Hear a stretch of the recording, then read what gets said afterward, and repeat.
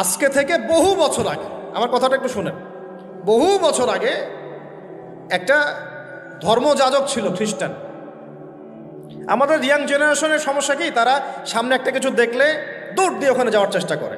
ওরা বুঝে না কিন্তু আসলে এটা আসলো কোত্থেকে, কে চালু করলো, কোত্থেকে আসলো, কি অবস্থা। ওটা 270 সাল কি 90 সালের কথা, অনেক আগের কথা। ওখানে একটা সেন্ট বলে এরা, যে সেন্ট মার্টিন আপনারা বলেন, এটাও একটা ধর্মযাজকের নামেই। আপনারা তো অনেকে জানেনও না যে সেন্ট মার্টিন দিবসও আছে, সেন্ট মার্টিনও কিন্তু দিবস আছে। প্রত্যেক ধর্মযাজকের নামে পশ্চিমারা দিবস তৈরি করছে আর কি। সেন্ট মার্টিন দিবস কবে জানেন আপনারা? 11 নভেম্বর। কত তারিখ? 11 নভেম্বর। তা ওটা আবার পালন করতে যায় না, বললাম যে বলতে চাই না, তা বলে ফেললাম। প্রত্যেক সেন্টের নামে ওরা এরকম করে একটা দিবস বানায়, ওদেরকে স্মরণীয় করে রাখার জন্য। কথা বুঝতে পারছেন? আমরা কি কখন আবু বকর দিবস বানিয়েছি? ওমর দিবস বানিয়েছে? ইসলামে বদর দিবস বলে কিছু আছে, উহুদ দিবস আছে, মক্কা বিজয়ের দিনও কি আমরা বিজয় দিবস পালন করি? ইসলামে আছে ঈদ উল ফিতর, ঈদ উল আজহা। কি আছে?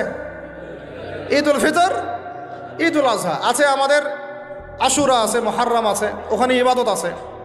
তারপরে আমাদের আরাফার দিনে সওমের ব্যাপার আছে, জিলহজে হজের ব্যাপার আছে, রমাদানের ব্যাপার আছে, এইগুলো আছে। আমরা কি নির্দিষ্ট করে কোনো দিনকে শুভ অশুভ এরকম ফিক্স করি?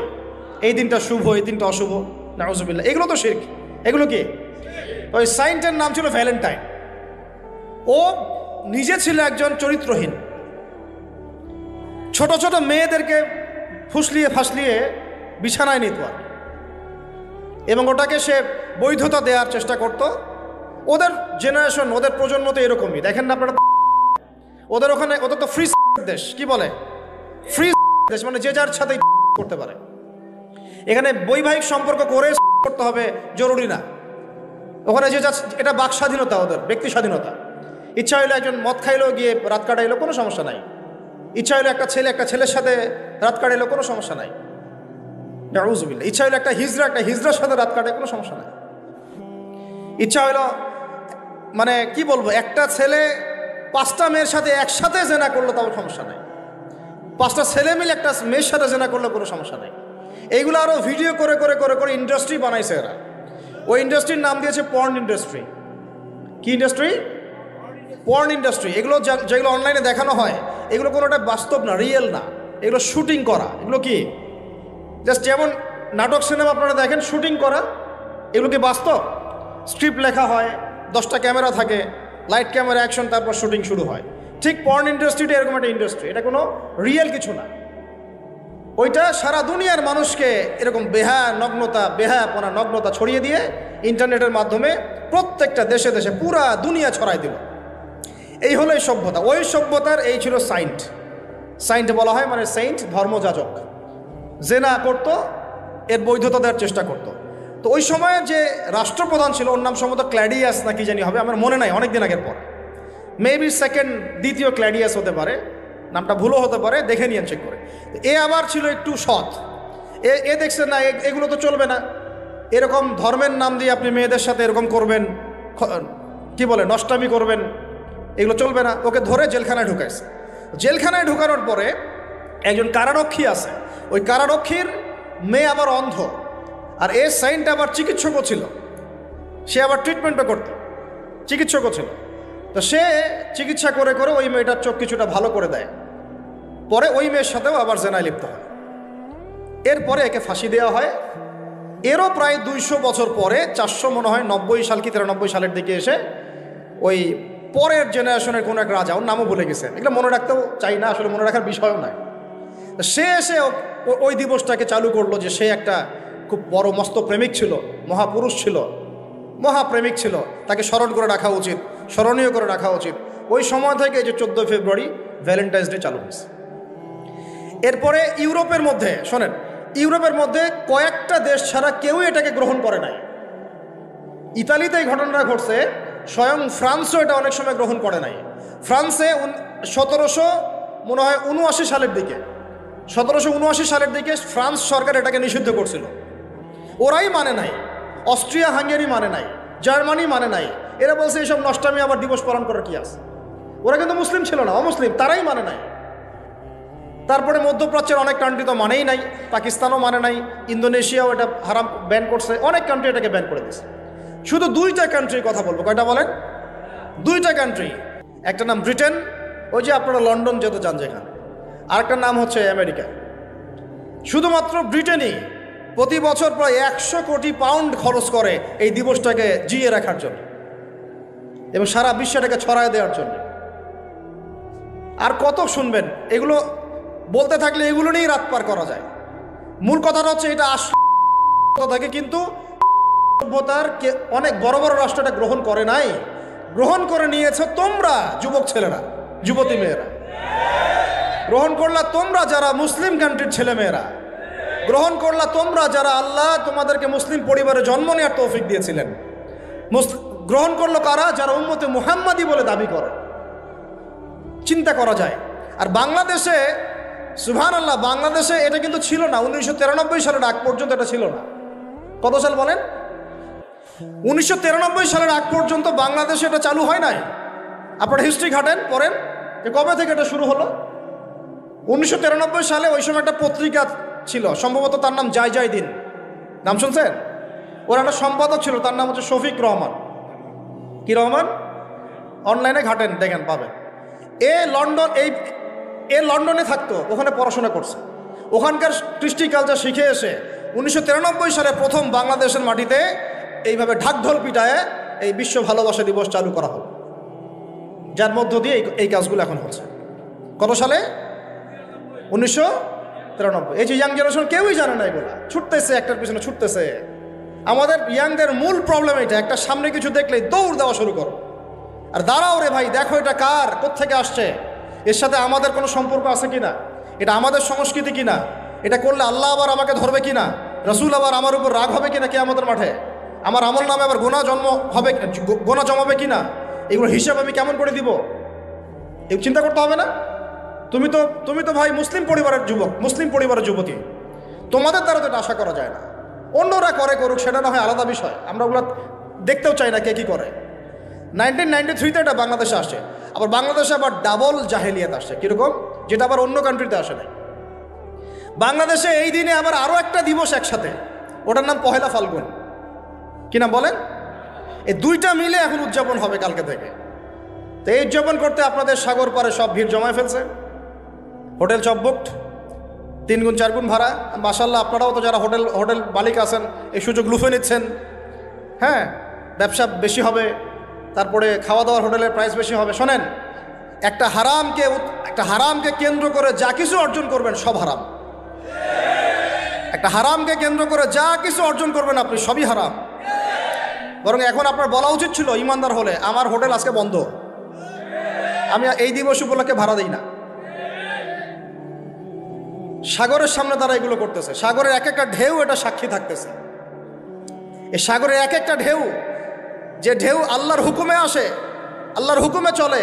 আপনি ইমানদার মানুষ, আল্লাহর বান্দা, আল্লাহর মুমিন বান্দা, আপনার জন্য আল্লাহ সাগরের তলদেশে অসংখ্য নিয়ামত রিজিক দিয়ে দিয়েছেন, আমাদের জন্য দিয়েছেন, ওকে আমাদের অনুগত করে দিয়েছেন। দাঁড়ান আপনি তার সামনে, ও বিনয়ের সাথে আপনার পা ধুয়ে দিবে। সাগর বিনয়ের সাথে আপনার কি করবে?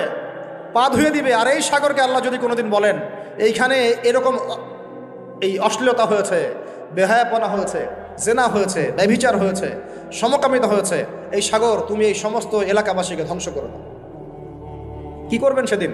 ঠেকাতে পারবেন? আমি কারোকে সন্তুষ্ট করার জন্য কথা বলছি না, আর কারো অসন্তুষ্টির পরও আমি করছি না। যেটা হক সেটা আমাকে বলতে হবে, কারণ যদি আমি না বলি ওই গজব আসলে আমি সদ্য ধ্বংস হয়ে যাব।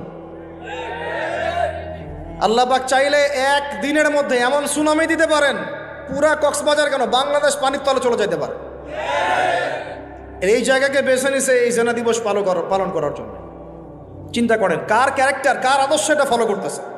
আল্লাহ পাক কোরআনে বলেছেন, লাকাদ কানা লাকুম ফি রাসূলিল্লাহি উসওয়াতুন হাসানা, তোমাদের মধ্যে আল্লাহর নবী মুহাম্মদ সাল্লাল্লাহু আলাইহি ওয়াসাল্লামের মধ্যেই আছে সর্বোত্তম আদর্শ। আর এই দিবস পালনের মধ্য দিয়ে আপনারা ওই সেন্ট ভ্যালেন্টাইন্স ওর আদর্শ ফলো করতেছে। বলি নাউযুবিল্লাহ। হাদিসে নবীজি বলছেন, আল মারউ মা মান আহাব, যে যাকে ভালোবাসবে। অন্য হাদিসে আসছে যে যে কম যার সাদৃশ্য অনুসরণ করবে তার সাথেই তার হাসর হবে, তাহলে আপনারা তার সাথে হাসরের প্রিপারেশন নিতে থাকেন। কার সাথে হাসর করতে চান চিন্তা করা যায়। আনাস রাদিয়াল্লাহু আনহু বলতেন যে আমি আল্লাহর নবীকে ভালোবাসি, আমি আবু বকরকে ভালোবাসি, আমি ওমরকে ভালোবাসি রাদিয়াল্লাহু আনহুম আজমাইন। যদিও আমার আমল তাদের মতো নয়, তারপরে আমি আশা করি এই ভালোবাসার খাতিরে আল্লাহ তাদের সাথে আমাকে হাসর করাবেন। চিন্তা করা যায়। আজকে একটা হাদিস পড়ছিলাম যে কিয়ামতের মাঠে শহীদরা পর্যন্ত ঈর্ষান্বিত হবে, নবীরা ঈর্ষান্বিত হবে একদল মানুষকে দেখে, যে আল্লাহ পাক তাদেরকে নূর দিবেন, চেহারা আলোকিত হয়ে থাকবে। তারা শহীদও হয় নাই, তারা নবীও ছিল না, বরং তারা তাদেরকে দেখে ঈর্ষান্বিত হবে। আল্লাহ পাক বলবেন এরা আমার সেই সব বান্দা যারা একে অপরকে মহব্বত করতো শুধু আমার সন্তুষ্টির জন্য। আর আমরা জেনাকে মহব্বত নাম দিয়েছি। এখন আমি এই জায়গাটা থেকে একটু ভিতরে যাই। দেখেন 1993 সালে এটা চালু হওয়ার পর থেকে কি হলো, আসলে হলোটা কি দেখেন। হলো মানে কি, একটু মনোযোগ দাও আমার দিকে তোমরা ইয়াংরা। যখন এটা লাইসেন্স পেয়ে গেল, পৃষ্ঠপোষকতা পাচ্ছে, তখন আসলে হচ্ছেটা কি। একটা জিনিস লাইসেন্স ছিল না, পৃষ্ঠপোষকতা ছিল না, মানুষ অল্প কিছু মানুষ করতো, সেটা আলাদা বিষয়। আর যখন একটা বিষয় মানে আপনি ঢাকঢোল পিটায় উদযাপন করতেছেন, তখন এটা একটা কি পেয়ে যায়, একটা আনুষ্ঠানিকতা পেয়ে যায়, একটা লিগালাইজড হয়ে যায় জিনিসটা। মনে হয় যে ওটাই মনে হয় করণীয়, ওটা যারা করছে না ওরাই মনে হয় ব্যাকডেটেড, এমন হয়ে যায় বিষয়টা। হলো কি তারপরে হলো ছেলে মেয়েদের ফ্রি একটা মিক্সিং শুরু হয়ে গেল।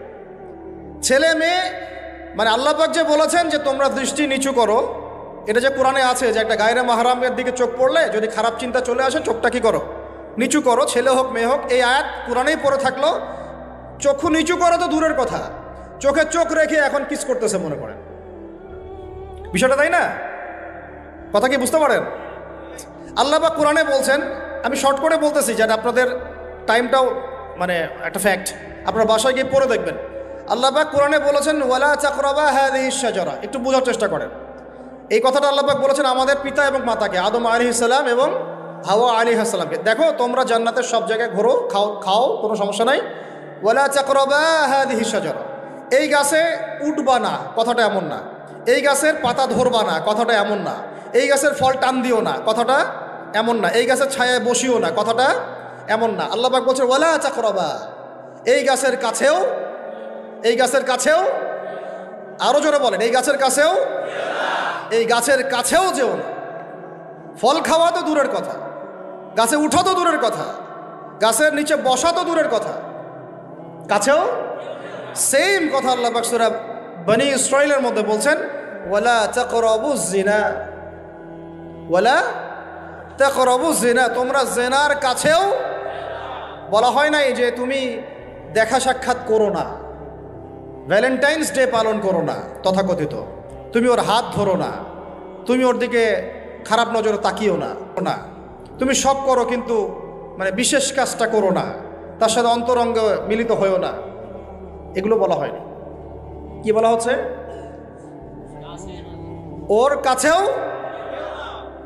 আর আমরা এখন কাছে যেও না আল্লাহ কোরআনে বলেছেন, আর সমাজ বলতেছে এটাই হলো কাছে আসার গল্প।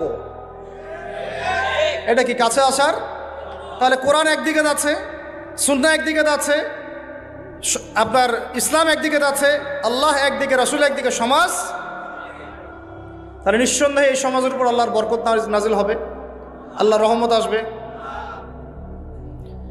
এটা বোঝার চেষ্টা করেন। এরপরে কি হলো 93 পর থেকে ফ্রি মিক্সিং বেড়ে গেল। এখন দিবস পালন, আপনি তো পরিবারের পিতামাতাও মেনে নিচ্ছে যে আরে এটা তো ছেলেমেয়েরা এখন করেই, সমস্যা কি? ফ্রি মিক্সিং বেড়ে গেল। ফ্রি মিক্সিং বাড়া মানে জেনা বাড়া। এখন অবৈধ সম্পর্ক বেড়ে গেল। কেউ এটাকে জেনা মনেই করবে না। 500 টাকা 1000 টাকা দিয়ে জেনা করা যায় এক রাতের জন্য। জেনা হয়ে গেল সহজ, একদম সহজ। যে জেনার কারণে সমাজে এমন মহামারী নেমে আসে, এমন রোগ নেমে আসে যেটা আগে কখনো ছিল না। কিছুই না, দেখেন সামনে আরো কি আসতেছে। ওটা তো কিছুই ছিল না। শুধুমাত্র জেনার কারণে, বেহায়াপনার কারণে, সমকামিতার কারণে এবং অশ্লীলতার কারণে আল্লাহ পাকের পক্ষ থেকে এমন এমন রোগ ব্যাধি আসে, বালা মুসিবত আসে, যা আগে কখনো পৃথিবীতে আসে নাই। তা আমাদের সবার প্রস্তুতি গ্রহণ করা উচিত। ভ্যাকসিন বানাইতে থাকেন এখন থেকেই। প্রস্তুতি মানে কি? প্রস্তুতি মানে ভ্যাকসিন। প্রস্তুতি মানে এটা নিবে না যে এগুলো থেকে আমরা দূরে থাকি, তওবা করে ফিরে আসি, এটা ওদের কাছে প্রস্তুতি না। প্রস্তুতি মানে গজব আসুক, দেখা যাবে, ভ্যাকসিন নিব, তখন দেখা যাবে সমুদ্রের ঢেউ আসুক, আশ্রয় কেন্দ্র বানাবো, ওখানে গিয়ে থাকবো, দেখা যাবে সুনামি আসলে দেখা যাবে যে যে এলাকা উঁচু ওই এলাকায় সব মানুষকে গিয়ে রাখবো। আমাদের প্রস্তুতি এইটা না যে আমরা আল্লাহর হারাম থেকে ফিরে আসি, তওবা করি, আল্লাহ বরকত দিবে, রহমত দিবে, মাফ করে দিবে, এটা প্রস্তুতি না আমাদের। এটাই হচ্ছে আমাদের বুদ্ধির অবস্থা। এই বুদ্ধি নিয়ে আমরা দাবি করি আমরা বুদ্ধিজীবী, এই বুদ্ধি নিয়ে আমরা সমাজ চালাই, এই মাথা নিয়ে আমরা সমাজ চালাই। কে টিকতে পারছে? ফেরাউন টিকতে পারছে? নমরুদ টিকতে পারছে? কে টিকতে পারছে পৃথিবীতে? আদ জাতি, সামুদ জাতি, কওমে নূহ, কওমে শুআয়ব, কে টিকতে পারছে? এখনকার নব্য যারা ফেরাউন, নব্য নমরুদ, নব্য আবু জাহেল, এরাও টিকতে পারবে? কোশ্চিনকালেও না। দেখেন তারপরে ফ্রি মিক্সিং বেড়ে গেল, প্রেমিক প্রেমিকা কপত কপতি, যুগল বিনিময়, যুগলবন্দি হচ্ছে। তারপরে জেনা বেড়ে গেল, পরকীয়াও বেড়ে গেল, জেনাও বেড়ে গেল, পরকীয়াও বেড়ে গেল। অথচ কোরআন বলছে জেনা করলে কোরআনের শাস্তি হচ্ছে 100 বেত্রাঘাত দিতে হবে। কতটা? আর ওইটা আপনি দিবস পালন করতেছেন এখন। আল্লাহ বলছেন এটা করলে 100 বেত্রাঘাত, আর 1 বছরের জন্য ওই এলাকা থেকে নির্বাসন। এটা কোরআন বলছে, সূরা নূরের আয়াত 2 নম্বর 3 নম্বর আয়াত। এটা বলছে কোরআন, কথা বলছে এটা। আর সমাজ বলতেছে আসো কাছে আসার গল্প, আরো জেনা করো। আল্লাহ বলছেন কাছেও যেও না, আমি বলছি এটাই কাছে আসার গল্প। এরপরে বাড়লো পরকীয়া, এর সাথে আরো বিভিন্ন সিরিয়াল, হিন্দি সিরিয়াল, এইটা স্টার জলসা, জি বাংলা দেখে দেখে আমাদের একদম মাথাটা খারাপ হয়ে গেল আর কি। বাসায় বউ, বাইরে আরো 3টা 4টা, বাসায় স্বামী, বাইরে 3টা 4টা। এই সমস্যাটা রেয়ার না, অনেক বেশি বেশি ঘরে ঘরে ঢুকছে এটা। এখন ছেলে ছেলের সাথে জেনা করতেছে, এখন ছেলেও ভ্যালেন্টাইন্স পালন করবে কালকে।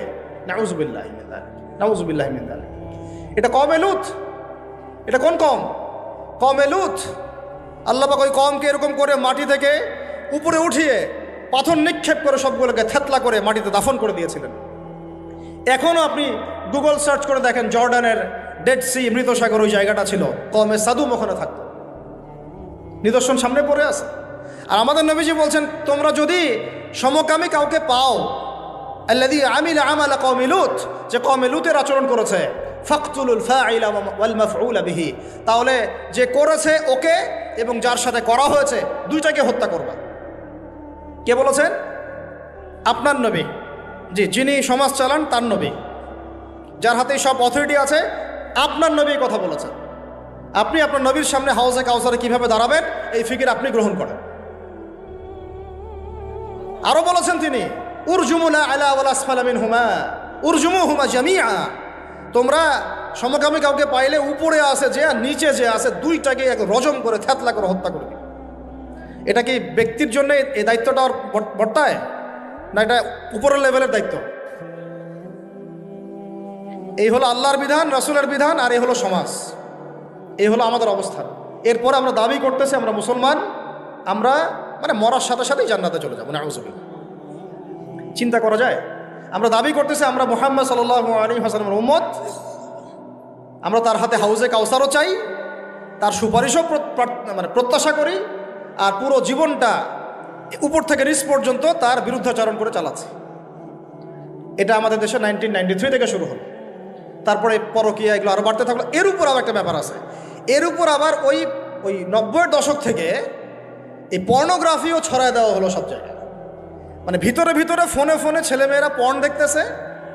আমার কথাটা বুঝেন, রাত্রেবেলা ভিতরে ভিতরে মনে করেন ছেলেমেয়েরা পর্নোগ্রাফি দেখতেছে। বেশি ভালো সাজার প্রয়োজন নাই, সবারই চোখে কম বেশি এটা পড়েছে। যারা অনলাইনে ঢুকেছেন জীবনে একবার হলেও তার চোখে পড়বে, এটা অনলাইনের ফিতনা, তাই না? পর্নোগ্রাফিও দেখতেছে। এদিকে পর্নোগ্রাফি দেখার মধ্য দিয়ে কি হয়, মানুষ পশু হয়ে যায়। একটা মানুষ যখন পর্নোগ্রাফিতে আসক্ত হয়, ওটা ছাড়া সে চলতে পারতেছে না। ওর সামনে আপনি 5 বছর 6 বছর একটা মেয়েকেও যদি দেন, ওকে ধর্ষণ করে রেখে দেবে। দেখেন, হ্যাঁ, কেন ধর্ষণ করলো 5 বছরের মেয়েটাকে? এটা কি সম্ভব? 5 বছর একটা মেয়ের সাথে কি মানে সেক্সুয়াল কোনো সম্পর্ক সম্ভব? ও কীভাবে করতে পারলো? বিকজ পর্ন দেখে দেখে ওটা মাথাটাও নষ্ট হয়ে গেছে। পর্ন যেটা করেছে, পর্নোগ্রাফি আর এই জেনাগুলো যেটা করেছে, সত্যিকারের ভালোবাসার সংজ্ঞাটাই পরিবর্তন করে দিয়েছে। সত্যিকারের ভালোবাসা মানে হচ্ছে দায়িত্ব, রেসপন্সিবিলিটি, বিশ্বাস, ভালোবাসার মানুষ ভালো থাকে এটা চাওয়া, তার উপর আমার জিম্মেদারি আছে, তাকে ভালো রাখা। ভালোবাসা মানে কি? স্বার্থ ত্যাগ করে তার স্বার্থ দেখা, তাই না? সম্মান। ভালোবাসার ডেফিনেশন কি? ভালোবাসা মানে কি? আমি আমার ওয়াইফকে ভালোবাসি, তার মানে কি আমি তার ইজ্জতের জিম্মাদার, তার দিকে চোখ তুলে কেউ খারাপ চোখে তাকাতে পারবে না। ভালোবাসি আমি তাকে, সে আমার, আমি তাকে অন্যের সামনে শো করতে পারবো না, সে আমার। ভালোবাসা মানে আমি তাকে বিশ্বাস করি, আমি তাকে কি করি? বিশ্বাস করি, তার প্রতি আমার আত্মবিশ্বাস আছে, কনফিডেন্স আছে। ভালোবাসা মানে আমি তাকে সম্মান করি, আমি তার সম্মান বুঝবো। তো পর্ন আর জেনা যেটা করলো, ভালোবাসার সংজ্ঞাটাই পরিবর্তন করে দিল। এরা ভালোবাসার সংজ্ঞা দিল, ভালোবাসা মানে হলো যৌনতা। ভালোবাসা মানে জাস্ট সেক্সুয়াল রিলেশনশিপ, আর কিচ্ছু না। এরা যদি একে অপরকে সত্যি ভালোবেসে থাকে, তাহলে আগামীকাল এদেরকে বলেন যে জেনা মুক্তভাবে বিয়ে করে ফেলো দেখি, এদের মধ্যে 80% এটা করবে না। কারণ তাহলে ভালো ভালো যদি এতই বাসো, তা হাতটা ধরিও না তুমি, আল্লাহ পাক হাত ধরতে নিষেধ করছেন। তুমি পরিবারের মাধ্যমে প্রস্তাব পাঠাও, মোহর ফিক্স করো, করে বিয়ে করো। ভালোবাসো যদি, তাহলে তাকে নিয়ে সন্তুষ্ট থাকো, তার সম্মানবোধ রক্ষা করো, তার দায়িত্ব নাও। তার কি নিবা? দায়িত্ব নাও। ভালোবাসার ডেফিনেশন চেঞ্জ করেছে এরা। একটা মেয়েকে ভালো তুমি যদি বেশেই থাকো ছেলেটাকে, তাহলে তুমি তার সাথে কিভাবে এভাবে হারাম জেনায় লিপ্ত হতে পারলা? তোমার তো বলা উচিত ছিল যে আমি একজন মুসলিম মেয়ে, আমি এসব জেনাতে যাব না, আমাকে যদি আপনি পছন্দ করেই থাকেন আমার বাবার কাছে প্রস্তাব পাঠান। সিম্পল। এরপর পরিবারের মাধ্যমে আহাদ হবে, তারপরে আমরা আক্ত হবে, সেখানে আমাদের মোহর থাকবে, সাক্ষী থাকবে, আল্লাহর কালিমা সাক্ষী রেখে আমরা বিয়ে করে ফেলব। এইগুলোর মধ্য দিয়ে ভালোবাসার ডেফিনেশন চেঞ্জ করে দেওয়া। ভালোবাসার মানে যেটা ছিল সম্মান, ওটার নাম হয়ে গেল এখন যৌনতা। যৌনতা ছাড়া কোনো কিছুতে তারা এখন বিশ্বাসী না। এই হোটেলে যে যৌনতাগুলো হবে, আপনারা প্রত্যেক মালিকের জিম্মেদার, বহন করতে হবে আপনাদেরকে। ভাবতেছেন আমি তো ভাড়া দিছি, ও কি করে করুক ভিতরে, না, আপনিও দায়ী আছেন, হিসাব আপনাকে দেওয়া লাগবে। ও তো দিবেই, আপনাকেও দিতে হবে। যারা এটাকে প্যাট্রোনাইজ করেছে, যে চালু করেছে, ওকে নিয়ে আমি এখন চিন্তিত। এগুলো স্টাডি করতে গিয়ে যখন নামটা আমার মাথায় আসছে, আমার মানে কলিজাটাই কাঁপা শুরু করছে। একটা জিনিস হচ্ছে, আপনি একটা খারাপ কাজ নিজে করেন, মনে করেন নাউজুবিল্লাহ এক ভাই নিজে সুদ খায়, এটা তার ব্যক্তিগত পাপ, ঠিক আছে? এক ভাই ব্যক্তিগতভাবে গান শুনছে, ব্যক্তিগত পাপ। এক ভাই ব্যক্তিগতভাবে হয়তো কেউ নাউজুবিল্লাহ জেনা করেই ফেলছে, এটা তার কি? ব্যক্তিগত পাপ। আল্লাহর কাছে ইস্তেগফার করবে, তওবা করবে, আল্লাহ চাইলে মাফ করে দিবেন, পাপ গোপন করে দিবেন ইনশাআল্লাহ, তাই তো? এটা একটা সুরত। একটা সুরত কি? আমি সুদ নিজে খাইছি, আরও লক্ষ কোটি মানুষকে খাওয়াইছি। আমি জেনা নাউজুবিল্লাহ সে নিজে করছে, অন্য আরও লাখ লাখ মানুষ, যুবক যুবতীকে জেনাতে উৎসাহিত করতেছে। নিজে গান শুনছে, মানুষকে শোনাচ্ছে, নিজের মৃত্যুর পরেও সেই গান বাজতেছে। এটা হচ্ছে গুনাহে জারিয়া। এটা কি? গুনাহে জারিয়া। তাহলে একটা গুনাহ নিয়ে আদম আলাইহিস সালাম যদি এত বছর কান্নাকাটি করেন, ইব্রাহিম আলাইহিস সালাম কিয়ামতের মাঠে যদি বলেন আমি পারবো না সুপারিশ করতে, নূহ আলাইহিস সালাম যদি বলেন আমি পারবো না সুপারিশ করতে, ঈসা ইবনে মারইয়াম, মুসা আলাইহিস সালাম তারা পর্যন্ত বলবেন আমি আজকে আল্লাহ পাকের সাথে কথা বলার সাহস রাখি না। আর এই যারা গুনাহে জারিয়া চালু করে দিল, এদের কি অবস্থা হবে? কি অবস্থা হবে চিন্তা করেন। এভাবে ছড়াই গেল ফ্রি মিক্সিং, ছড়াই গেল ব্যভিচার, ছড়াই গেল পর্নোগ্রাফি। এই পর্নোগ্রাফির মধ্য দিয়ে এরা আবার যখন পর্ন দেখে, বাইরে আবার স্কুল কলেজ বিশ্ববিদ্যালয়ে পড়াশোনা করে, ছেলে মেয়ে একসাথে পড়াশোনা করে না, বাসায় পর্ন দেখে, আবার সকালবেলা এসে স্কুল কলেজ বিশ্ববিদ্যালয়ে ছেলে মেয়ে একসাথে পড়াশোনা করে। তখন ওই যে পর্নোগ্রাফির যে পশুত্বটা, এটা ওর মধ্যে থেকে গেল। একটা মেয়েকে সে এখন চাচ্ছে জাস্ট ওর সাথে একটা সেক্সুয়াল সম্পর্ক করার জন্য। মুখে অনেক কথা বলতে পারে, ভালোবাসি, জীবন দিয়ে দিব, এইটা সেটা, হাবি যাবি, বিয়ে করব, আসো আগে করি, আসো আমরা যৌন সম্পর্ক আগে করি, পরে না হয় বিয়ে করে নিব। অনেক কথা বললেও মূল উদ্দেশ্যটা হচ্ছে তার ভোগ করা। মানে আপনাকে আল্লাহর বান্দা থেকে একজন ভোগবাদী পশুতে পরিণত করা হয়। আল্লাহর বান্দা থেকে ভোগবাদী পশুতে পরিণত করা হয়। এভাবে একটা পুরো জেনারেশন 1993 থেকে নিয়ে 2024 একটা পুরো জেনারেশনকেই নষ্ট করে দেওয়া হয়েছে। মাস্টার প্ল্যানটা দেখছেন? ওদের মাস্টার প্ল্যানটা দেখছেন কি? কীভাবে 20 বছর ধরে একটা জেনারেশনকে নষ্ট করা যায়। আর আমরা যারা স্কুলে পড়তাম, কলেজে পড়তাম না, আমাদের সময় এগুলো হতো, তখন আমরাও এগুলো বুঝতাম না। আল্লাহ পাক আলহামদুলিল্লাহ আমাদেরকে এই জাহিলিয়াত থেকে বের হয়ে আসার তৌফিক দিয়েছেন। এই শুকরিয়াটা আমরা আদায় করে কিয়ামত পর্যন্ত শেষ করতে পারবো না। আর আমাদের দায়িত্ব অন্য ভাইদেরকে ফেরানো, বুঝানো, শেখানো, জানানো। ইনশাআল্লাহ আল্লাহ চান তো এই প্রজন্ম ফিরে আসবে ইনশাআল্লাহ। এই কথাগুলো সবার কাছে প্রচার করবেন। দেখেন তারপরে আরো আরো পরকীয়া তো বেড়ে গেলই, জেনা বেড়ে গেল, পরকীয়া বেড়ে গেল। এখন বলতেছে বাক স্বাধীনতা, একটা ছেলের সাথে সম্পর্ক করতেই পারে, নাউজুবিল্লাহ। সে বলছে ভালোবাসার আবার লিঙ্গ কি? কয়দিন আগে বলতো ভালোবাসার আবার ধর্ম কি, এখন বলছে ভালোবাসার আবার লিঙ্গ কি? নাউজুবিল্লাহ। ভালোবাসার কোনো লিঙ্গ নাই। তুই যে বেটা পৃথিবীতে আসলি, তুই কি ছেলে ছেলের মিলনের ফলে আসছিস? চিন্তা করেন তো কথাটা। ও যে এখন ওর বাবা মা নাই, ওকে আল্লাহ বাবা মার মাধ্যমে পৃথিবীতে পাঠান নাই। এই চিরায়ত আল্লাহর দেয়া সিস্টেমকে চেঞ্জ করে এখন ছেলেতে জেনা করা শুরু করতেছে, মেয়েতে জেনা করা শুরু করতেছে। বলতেছে ভালোবাসার আবার লিঙ্গ কি? কয়দিন আগে বলতেছিল ভালোবাসার আবার ধর্ম কি? মানে বৌদ্ধ, খ্রিস্টান, হিন্দু, মুসলমান সবাই একাকার হয়ে প্রেম করতেছে। আর একটা এজেন্ডা ভিতরে চলতেছে, আমি অনেকদিন খোলামেলা বলেছি, মুসলিম মেয়েদের ইজ্জত নেওয়ার একটা পায়তারা চলতেছে ভিতরে। মুসলিম মেয়েদেরকে ফুসলিয়ে ফাসলিয়ে প্রেমের ফাঁদে ফেলে ইজ্জত নষ্ট করে গর্ভে বাচ্চা দিয়ে চলে যাবে, এর নাম দিয়েছে লাভ জিহাদ। আপনারা এগুলো ঘাটাঘাটি করেন। মুসলিম মেয়েদেরকে খুব সতর্ক রাখবেন বাসায়। আপনার মেয়ে, আপনার বোন, আপনার স্ত্রী, এদেরকে খুবই সতর্ক রাখবেন। কোন অবস্থাতেই যেন এদেরকে এগুলো স্পর্শ করতে না পারে। একবার ইজ্জত চলে গেলে আর কোনোদিন ফিরে আসবে না ভাই। আরও তো কি বলতে গেলে তো এগুলো বললে শেষ করা যাচ্ছে না। এরপরে আবার আসছে এখন নতুন ফিতনা কি, যে না ভাই আমি মনে মনে ছেলে না, আমি মনে মনে আবার মেয়ে। না বুঝবি, বাইরে ছেলে, মনে মনে আবার মেয়ে। এরা আবার এখন কি করতেছে দেখতেই তো পারতেছেন কি হচ্ছে। এভাবে আরও একটা 10 বছর মেয়াদী পরিকল্পনা গ্রহণ করছে। 10 বছরে যেন বাংলাদেশে এদের সংখ্যা আরও বেড়ে যায়। 10 বছর, এই যে বললাম 1993-এর আগে যেমন জেনার হারটা একটু কম ছিল, কিছুটা হলেও কম ছিল, যতদিন থেকে এইসব দিবস পালন করা শুরু হলো জেনা বেড়ে গেল। ওই যে 20 বছর 25 বছরে এই জায়গায় আসলো। এখন যদি এইভাবে চলতে থাকে, আগামী 20 বছর পর কোন জেনারেশন আসবে আল্লাহ ভালো জানে। আর তখন এই বাংলাদেশের উপর কোন গজব আসতে পারে আল্লাহ পাক ভালো জানে। আল্লাহর গজব চলে আসলে কোনো ন্যাটো আর কোনো জাতিসংঘ আর কোনো পশ্চিমা সভ্যতা আর কোনো মিত্র রাষ্ট্র কেউই বাঁচাতে পারবে না, কেউ না। এই সহজ কথাটা আমরা বুঝতে চেষ্টা করতেছি না। আল্লাহ পাক আমাদেরকে তওবা করে ফিরে আসার তৌফিক দান করে। এইগুলো চলতেছে। অথচ সবচেয়ে বেশি ভালোবাসেন, মহব্বত করেন আমাদেরকে আমাদের রব। কে ভালোবাসে আমাদেরকে? আল্লাহ ছাড়া আসলে ভালোটা বাসেই বাকে। আমরা যে পবিত্র সম্পর্কের কথাও বললাম, এই যে স্বামী স্ত্রীর সম্পর্ক, স্বামী স্ত্রীর মধ্যে মহব্বত, পবিত্র সম্পর্ক, এটা হালাল, বৈধ। আল্লাহ পাক বৈধতা দিয়েছেন, কারণ আমাদের প্রবৃত্তির চাহিদা আছে। এই চাহিদা পূরণের জন্য আল্লাহ পাক আমাদেরকে হালালভাবে বিয়ে করতে বলেছেন। সমাজ বিয়েটাকে কঠিন করে ফেললো আর জেনাটাকে সহজ করে ফেললো।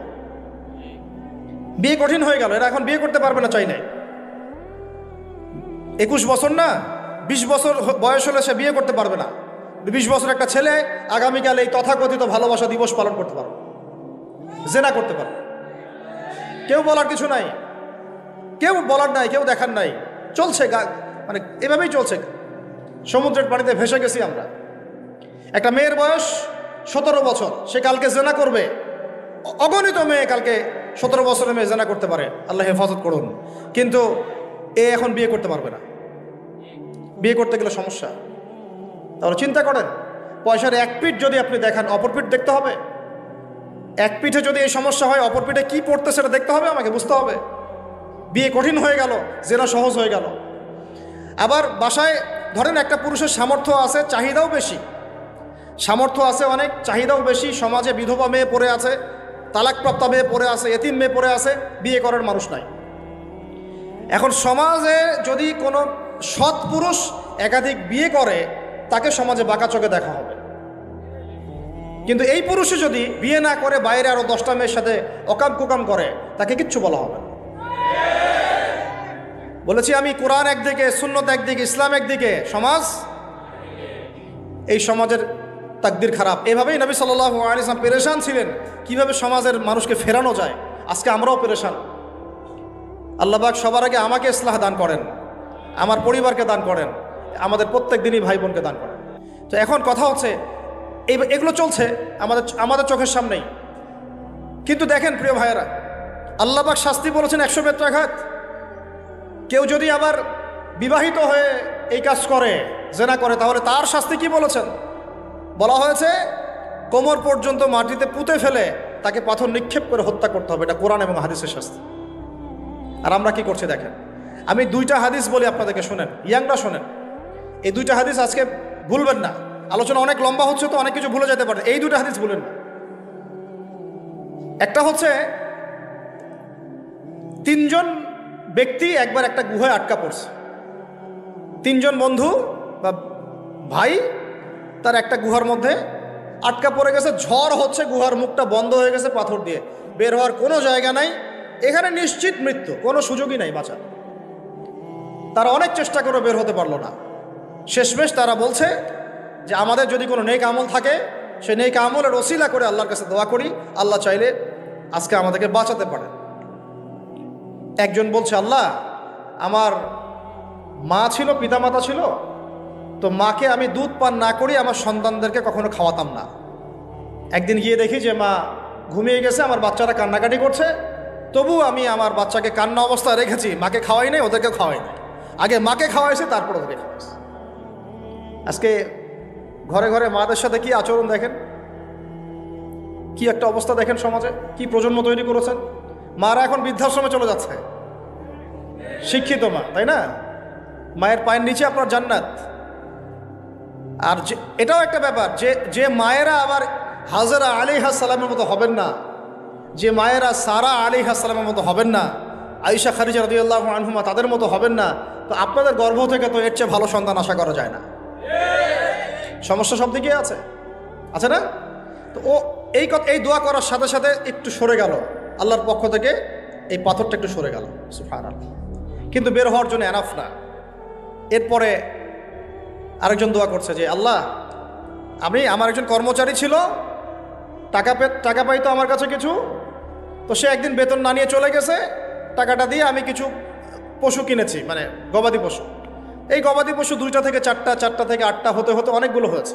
একদিন অনেক দিন পর সে আসছে, এসে বলছে আমার টাকা দাও। সে বলছে যে এই সবগুলো পশু তোমার, নিয়ে যাও। তুমি কি ইয়ারকি ফাজলামি করতেছো আমার সাথে? আমার টাকা আমাকে দাও। না, ইয়ারকি ফাজলামি করতেছি না, এটা তোমার টাকা দিয়ে কেনা ছিল, সবগুলো বংশবৃদ্ধি হতে হতে আজকে এই অবস্থা হচ্ছে। আল্লাহ, তোমার সন্তুষ্টির জন্য যদি এই কাজ করে থাকি, আল্লাহ আজকে আমাকে এই বিপদ থেকে বাঁচাও। পাহাড়ের মুখ থেকে পাথরটা একটু সরে গেল, বের হওয়ার জন্য যথেষ্ট না। 3য় ব্যক্তি, আমি এইটাই বলতে যাচ্ছিলাম, ইয়াংরা শোনেন ভালো করে।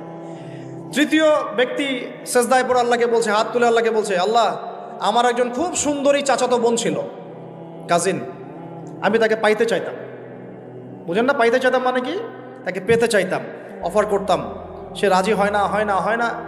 একদিন সে বলল যে 100 স্বর্ণমুদ্রা দিতে পারলে আমি রাজি। 100 স্বর্ণমুদ্রা দিতে পারলে আমি রাজি। এখন তো এদেরকে স্বর্ণমুদ্রাও দেওয়া লাগে না, এমনিই রাজি নাকি?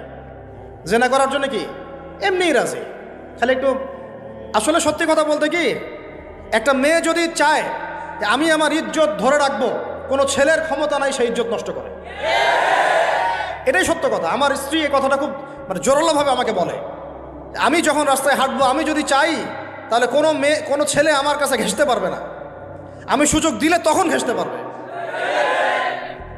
একটা মেয়ে যদি চায় যে একটা ছেলে আমার সাথে ইটিস পিটিস করুক, সে ছেলে করবেই করবে। একটা মেয়ে যদি চায় যে একটা ছেলে আমার পর্যন্ত আসতে পারবে না, আমি আমার ব্যক্তিত্ব গায়রত বজায় রাখবো, আমি ডিস্টেন্স মেনটেন করবো, আমি কোনো সুযোগ দিব না, ছেলে সুযোগ পাবে না কখনো। এত সহজ না। সর্বোচ্চ তখন কি করতে পারে, ধরে 10 জন মিলে ধরে ওকে জোর করে তার সাথে কিছু করতে পারে। ওরকম কিছু করলে তো আল্লাহর গজব নেমে আসবে। ওই যে সারা আলাইহিস সালামকে তুলে নিয়ে গিয়েছিলেন একটা বাচ্চা, মনে নেই আপনাদের? সারা আলাইহিস সালামকে একটা বাচ্চা এরকম উঠাই নিয়ে আসছে। আর সারা আলাইহিস সালাম সবচেয়ে সুন্দরী মেয়েদের একজন ছিলেন পৃথিবীর ইতিহাসে, ইব্রাহিম আলাইহিস সালামের স্ত্রী। তখন তিনি হাত বাড়াচ্ছে তার দিকে ধরার জন্যে, আর সারা আলাইহিস সালাম তখন বলছে, দাঁড়ান, আমাকে 2 রাকাত নামাজ পড়তে দেন। 2 রাকাত নামাজ পড়ে তিনি আল্লাহর কাছে হাত তুলে বলে, আল্লাহ, তুমি জানো আমি আমার সতীত্ব, আমার ইজ্জত, আমার সম্মান আমার স্বামী ছাড়া আর কারোর সামনে কখনো প্রদর্শন করি নাই। আজকে এই জালেমের হাত থেকে আল্লাহ তুমি আমাকে বাঁচাও। ওই দিকে ইব্রাহিম আলাইহিস সালামও নামাজে দাঁড়িয়ে গেছে। ওই জালেম বাদশা যখনই হাত বাড়ায় হাত অবশ হয়ে যায়, মাথা ঘুরে পড়ে যায়। 3বার 4বার চেষ্টা করেছে, তারপর পারে নাই। শেষে বলেছে তোমরা আমার কাছে কাকে নিয়ে আসছো, নিয়ে যাও একে আমার সামনে থেকে। পরে উল্টা হাজারা আলাইহিস সালামকে হাদিয়া সহ দিয়ে পাঠাই দিছে। একটা মেয়ে চাইলে তার ইজ্জত সম্মান এভাবে রক্ষা করতে পারে। তোমরা জেনায় ছেলেরা লিপ্ত করেছে কারণ তোমরা চেয়েছো বলেই করতে পারছো। তুমি ফিতনা না ছড়াতা, তুমি বেহায়ের মতো বাইরে বের না হতা, তুমি তোমার চুল খোলা না রাখতা, তুমি তোমার পোশাক ঠিক রাখতা, তোমার কথা ঠিক রাখতা, তোমার কথার মধ্যে মানে শক্তি রাখতা, মিষ্টি মিষ্টি প্রলোভন দিতা না, বাইকের পিছনে বসতা না, চটপটে ফুচকা খাইতা না, এখানে ওখানে আড্ডা মারতা না, কোনো ছেলে তোমার কাছে আসতে পারতো না। তোমরা এই কাজ করেছো, ছেলে আসতে পেরেছে। আপনারা তো কিছু হইলে ছেলেদেরকেই দোষ দেন। ছেলেরা তো এমনি আকর্ষিত হবেই। আমি একজন ছেলে হিসেবে বলতেছি এটা না তো বিষয়টা। একটা ছেলের ফিতরত এটা যে তার কাছে সবচেয়ে সুন্দর মনে হবে একটা মেয়েকে। এটা একটা ছেলের ফিতরত, স্বভাব ধর্ম, এটা চুম্বকের মতো আকর্ষণ করবে। আর এর উপর যখন আপনি এটাকে ফ্রি অ্যাক্সেস করে দিবেন, লাইসেন্স করে দিবেন, বেপর্দায় বের হবে, গায়ের জামা কাপড়ে ঠিক নাই, হ্যাঁ, তারপর কথাবার্তা মিষ্টি মিষ্টি প্রলোভিত টানতেছে, সিডিউস করতেছে, তখন তো একটা ছেলে মানে মিসগাইডেড হইতেই পারে, স্বাভাবিক। ছেলেরও দোষ আছে, কিন্তু অবশ্যই এখানে মেয়েরও দোষ আছে। আমরা তো অনেক সময় ঢাকা শহরে দেখি রাত 10টা 12টা বাজতেছে, আমরা মাহফিল করে যাচ্ছি, কোনোদিন বাসায় ফিরতে 1টা 2টা 3টাও বাজে। রাত 3টার সময় ছেলে মেয়ে বাইকে করে ঘুরতেছে ঢাকা শহরে। ওই মেয়েটার কি বাসায় বাবা নাই, ভাই নাই, কোনো স্বামী বা কেউ নাই, মাহারাম কেউ নাই?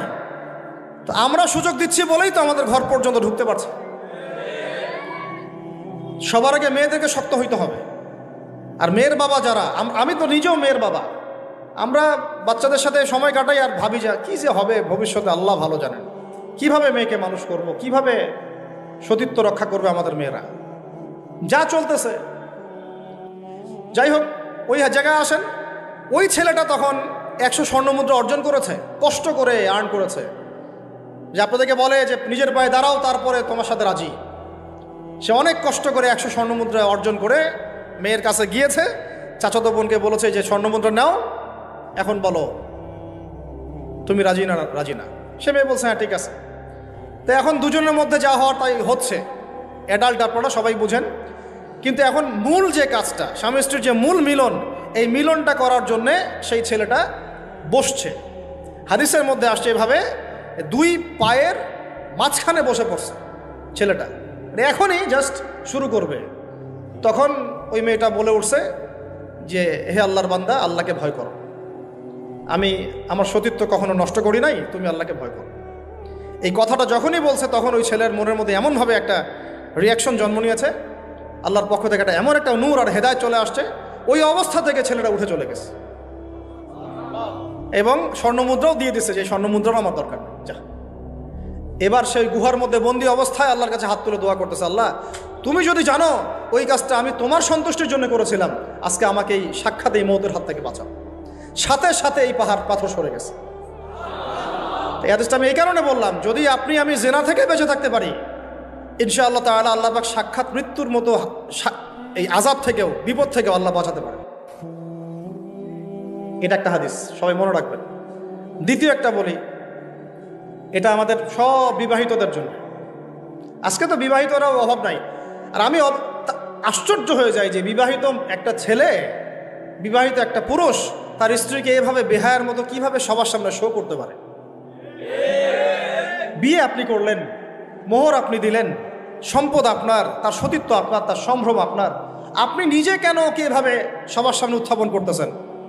টিকিট আপনি কাটলেন, সিনেমা সবাই দেখবে, ব্যাপারটা এরকম। কি অবস্থা! আবার কোন কোন ঘরে দেখা যায় স্বামীরা কন্ট্রোল করতে চাচ্ছে, কিন্তু মেয়ে বা স্ত্রী কন্ট্রোলে থাকতে চায় না। স্বামীকে বলে তুমি বেশি হুজুর হয়ে গেছো, বেশি বেশি হুজুর হয়ে গেছো। এই যুগে এগুলো চলে, এটা আধুনিকতার মডার্ন যুগ। এই করতে করতে আমাদের সমাজে পরকীয়া ছড়ায় পড়ছে। এখন এই পরকীয়া বলতে কি হাদিসটা কথা মাথা আসছে। আল্লাহর নবী সাল্লাল্লাহু আলাইহি ওয়াসাল্লামের একজন সাহাবী, মহিলা সাহাবী। কি সাহাবী বলেন?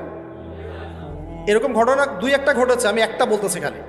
মদিনা মহিলা সাহাবী কোনো একভাবে এরকম একটা অঘটন ঘটে গেছে। মানুষ তো হতে পারে, মানুষ তো পাপ করবে, তাই না? হতে পারে। এখন তিনি গর্ভবতী হয়ে গেছেন। নবী সাল্লাল্লাহু আলাইহি ওয়াসাল্লামের কাছে এসে বলছেন, ইয়া রাসূলুল্লাহ তাহহিরনি, আমাকে পবিত্র করেন, আমি অনেক বড় অন্যায় করে ফেলেছি। নবী সাল্লাল্লাহু আলাইহি ওয়াসাল্লাম মুখ ঘুরিয়ে নেন, মুখ ঘুরিয়ে নিয়ে বলেন যে বাসায় যাও, তওবা করো, আল্লাহ মাফ করে দিবে। নবীজি শুনতে চাচ্ছেন না, কারণ শুনলে কোর্টে মামলা আসলে তো বিচার করতে হবে। তিনি বলছেন যে বাসায় যাও, বাসায় যা আল্লাহর কাছে ইস্তেগফার করো, আল্লাহ মাফ করে দিবেন। আবার এদিক দিয়ে ঘুরে আস, ইয়া রাসূলুল্লাহ আমাকে পবিত্র করেন, আমি অন্যায় করে ফেলেছি। এভাবে কয়েক দফার পরে নবীজি বলছেন, তুমি কি অন্যায় করেছো? এমন কোনো কাজ কি তুমি করেছো? সুরমা দানিতে সুরমা নেয়ার সময় আমরা যেভাবে নেই, এরকম কোনো কাজকে তুমি করেছো? মানে উনি শব্দটা উচ্চারণ করলেন না মুখ দিয়ে, একটা এক্সাম্পল মিসাল দিয়ে বুঝালেন, তুমি কি এরকম কোনো কাজ করেছো? অ্যাডাল্ট্রি কোনো কাজ করেছো? তো তিনি বলছেন, হ্যাঁ, আমি গর্ভবতী হয়েছি। নবী সাল্লাল্লাহু আলাইহি ওয়াসাল্লাম আমার বিচার করে দেন। তিনি বলছেন যে বাসায় যাও, আগে সন্তান জন্ম দাও, তারপরে দেখা যাবে। সন্তান জন্ম হলো, সেই মহিলা আবার এসেছেন সাহাবী, ইয়া রাসূলুল্লাহ আমার বিচার করে দেন। বলছেন সন্তান জন্ম হয়েছে, হ্যাঁ, এখন সন্তান কি করে? দুধ পান করে। দুধ পান করাও, 2 বছর দুধ পান করাও, তারপরে বিচার করে দেবো। 2 বছর দুধ পান করা শেষ, সন্তান এখন শক্ত খাবার খেতে পারে। কোলে করে সন্তানকে নিয়ে আসছেন। নবী সাল্লাল্লাহু আলাইহি ওয়াসাল্লামকে বলছেন যে ইয়া রাসূলুল্লাহ, এই যে আমার বাচ্চা দেখেন খেতে পারে, এখন একে আমার বিচার করে দেন। দেখেন তাদের পরকালের কনসেপ্টটা কেমন ছিল, তাদের পরকালের চেতনা কেমন ছিল। এবার নবী সাল্লাল্লাহু আলাইহি ওয়াসাল্লাম বলেন, তোমাদের মধ্যে কে আছো এই বাচ্চার দায়িত্ব নিতে পারো? একজন আনসারী সাহাবী বলছেন আমি। বাচ্চা তার কোলে দিলেন, দিয়ে বলেন এই তাকে নিয়ে যাও, নিয়ে গিয়ে অমুক জায়গায় নিয়ে তাকে রজম করো। কি করো? রজম মানে কি ভাই? কোমর পর্যন্ত মাটিতে গেঁথে দিয়ে পাথর নিক্ষেপ করে, এই রজম করতে গিয়ে তার গা থেকে রক্ত ফিনকি বের হয়ে কোনো একজন সাহাবীর, সম্ভবত খালিদ ইবনে ওয়ালিদ রাদিয়াল্লাহু আনহুর জুব্বার মধ্যে গিয়ে লেগেছে। তখন তিনি কিছুটা তাচ্ছিল্যের স্বরে একটা বাক্য প্রয়োগ করেছেন যে ছি, এটা কেমন হলো? হ্যাঁ, মানে কিছু বলেন নাই, জাস্ট একটা রিয়াকশন দিয়েছেন যে এতটুকু। নবী সাল্লাল্লাহু আলাইহি ওয়াসাল্লাম এই কথাটাই বলতে চাচ্ছি আমি। তিনি বলেছেন, হে খালিদ, তুমি থামো, তুমি তাকে এভাবে করো না, আন্ডারস্টিমেট করো না। এই নারী এই অপরাধ করার পরে যে পরিমাণ ইস্তেগফার করেছে, আল্লাহর কাছে তওবা করেছে, তার একার তওবা যদি মদিনাবাসীর মধ্যে ভাগ করে দেওয়া হয় তাও কম হবে। এই ঘটনা একটা ঘটেছে, আরেকজন সাহাবীর সাথে ঘটনা ঘটেছে, পুরুষ সাহাবী। নবীজি বলেছেন, তোমরা তাকে তাচ্ছিল্য করো না, কারণ আমি দেখছি সে এখন জান্নাতে সাঁতার কাটতেছে। আর আমরা এই যে পরকিয়া, দেখেন পরকিয়া করলে, পরকিয়ার মাধ্যমে কেউ যদি ব্যভিচার করে ফেলে, নাউযুবিল্লাহ, তাহলে এই পৃথিবীতে বাঁচার অধিকারটা সে হারায় ফেলে। পৃথিবীতে কি হয়?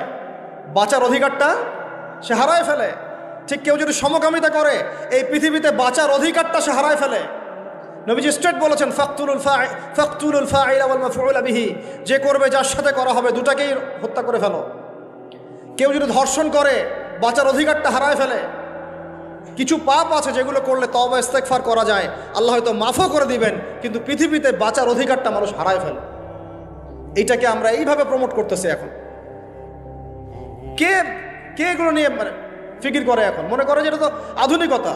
অনেকে একটা শব্দ আছে, ওয়াইফ সুইপিং, একজনের ওয়াইফকে আরেকজনকে দিবে, ওর ওয়াইফকে সে নিবে, রাত কাটাবে। নাউযুবিল্লাহ, এটা পশ্চিমা সভ্যতা থেকে আসতেছে, জানেন? চোখ কান খোলা রাখেন, আমরা নিজেরা অনেক ধার্মিক সাজার চেষ্টা করতেছি, কিন্তু সমাজটা নষ্ট হয়ে যাচ্ছে। এটাকে সংস্কার করার দায়িত্ব আমাদের। এর উপরে তো আবার বাণিজ্য আছে, মানে এটা তো বাণিজ্যিক একটা প্ল্যাটফর্ম হয়ে গেল। যত বেশি পারো বাণিজ্য করো। এটা উপলক্ষে অমুক ছাড়, এইটা উপলক্ষে তমুক, এইটা উপলক্ষে অমুক নাটক, এটা উপলক্ষে অমুক গান, এই উপলক্ষে অমুক সিরিয়াল, এই উপলক্ষে অমুক টেলিফিল্ম। এই যে বাণিজ্য, এগুলো কিন্তু কর্পোরেট জগতে যারা থাকে, এই কর্পোরেট সেকশনে মানুষের একটা বাণিজ্য, একটা দিবসকে কেন্দ্র করে বিশাল একটা বাণিজ্য করে আপনার ঈমান আমল কোথায় যায়, যাক, ওর পকেটে টাকা আসলেই হইল। আল্লাহ রাব্বুল আলামিন আমাদের সবাইকে এই চলমান জাহেলিয়াতগুলোর বাস্তবতা বোঝার তৌফিক দান করেন। অনেক কথা ভাই, বলতে গেলে অনেক কথা, আর একদিন আর কথা বলবো। আমরা দোয়া করি আল্লাহ পাক কক্সবাজার এলাকায় এমন একটা দিনের মার্কাজ আমাদেরকে করার তৌফিক দান করেন, যেখান থেকে ইনশাআল্লাহ দিনের আলো পুরা কক্সবাজার সহ পাহাড়ি পার্বত্য এলাকা ছড়িয়ে পড়বে ইনশাআল্লাহ। সমাজ সংস্কার না করতে পারলে আমরা বাঁচতে পারবো না। আপনাদের মধ্যে যাদের সামর্থ্য আছে, কেউ জমি দিয়ে হলে সাহায্য করেন, কারো যদি সামর্থ্য থাকে অর্থ দিয়ে হেল্প করেন, কারো বুদ্ধি আছে বুদ্ধি দিয়ে পরামর্শ দিয়ে সহযোগিতা করেন। দিনের স্বার্থে, আল্লাহর জন্যে, তার রাসূলের দিনকে টিকিয়ে রাখার স্বার্থে, সমাজের জাহিলিয়াতগুলো দূর করার স্বার্থে দিনই মার্কাজগুলো প্রতিষ্ঠা করার কোনো বিকল্প নাই। অযথা একদিনের মাহফিল দিয়ে আমি আসলাম চলে গেলাম, 1 বছর আপনার সাথে আমার দেখা নাই, দিয়ে আপনি সমাজ সংস্কার করতে পারবেন না। এভাবে দিন কায়েম হয় না। ইকামতে দিন অনেক কঠিন বিষয়। প্রত্যেক দিন প্রত্যেক রাতের মেহনতের উপর দাঁড়ায় থাকবে ইনশাআল্লাহ। আল্লাহ পাক আমাদেরকে এই বেহায়া দিবসকে বর্জন করার তৌফিক দান করুন, থেকে আল্লাহ আমাদেরকে বাঁচায় রাখে। আল্লাহ রাব্বুল আলামিন আমাদের সবাইকে যেন এই জেনা, ব্যভিচার, পরকিয়া, তারপরে সুদ, মাদক,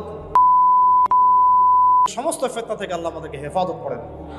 আমাদের যুবক যুবতীদেরকে আল্লাহ পাক খাস করে এই চলমানে জাহিলিয়াতগুলো থেকে হেফাজত করেন। আমি প্রত্যেক পরিবারের কর্তা সতর্ক হয়ে যান, প্রত্যেক পরিবারের যে ভাই আছেন, যে বাবা আছেন, সতর্ক হয়ে যান।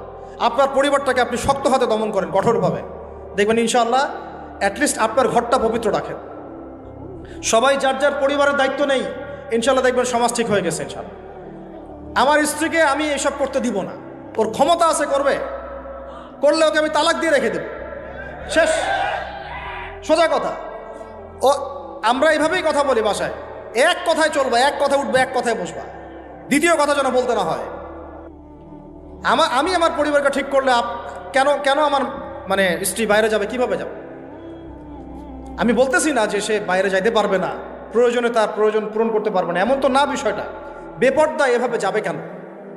বেপর্দায় ফিতনার মধ্যে কেন যাবে?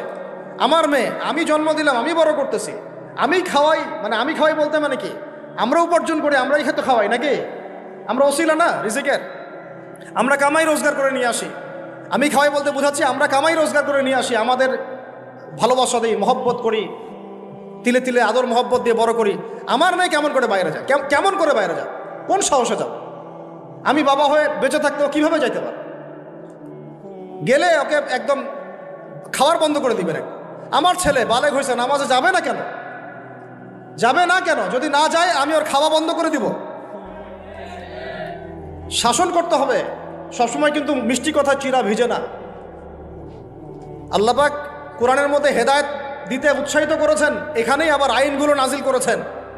সবসময় মানুষকে দাওয়াত দিয়ে বুঝিয়ে সুঝিয়ে কাজ হয় না, মাঝে মাঝে পিটানো লাগে না? শাসন লাগে না?